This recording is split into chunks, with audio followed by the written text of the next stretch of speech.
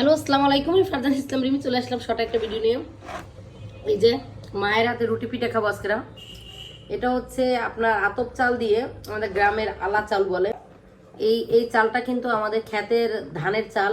তো মা এরকম ধান থেকে চালগুলো মানে শুকিয়ে বের করে এগুলো এরকম গুঁড়ি করে নিয়ে আসছে। তো সে নন স্টিকের পাতিলে নাড়া করে নেয়, সেরকম বড় পাতিলে নিয়েছে।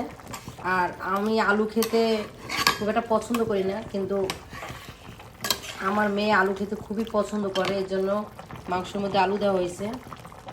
আর আমার ভাইয়ের ছেলে রাফিও আলু খেতে খুব পছন্দ করে। অনেকে বলবেন কোরবানির মাংসের মধ্যে কেউ আলু দেয়, কিন্তু হ্যাঁ ভাই, আমরা দিই। আমাদের বাসায় অনেকে আলু খেতে পছন্দ করে এই জন্য। আর একজন এখানে রুটি বেলেই যাচ্ছে। হ্যাঁ, তোমার ভিডিও বানাবো, কই দেখি, তাকাও তাকাও। হ্যাঁ, তুমিও রুটি বানাচ্ছ, তোমার ভিডিও বানাতে হবে। বলে আমার ভিডিও বানাও। এই যে একজনে আটা ছানতিছে, আটা তো না, চালের গুঁড়ো, সেই রুটি বানানোর জন্য খামি করতেছে, আর একজনে রুটি বানাচ্ছে। এই যে আবার গুঁড়িও নিচ্ছে।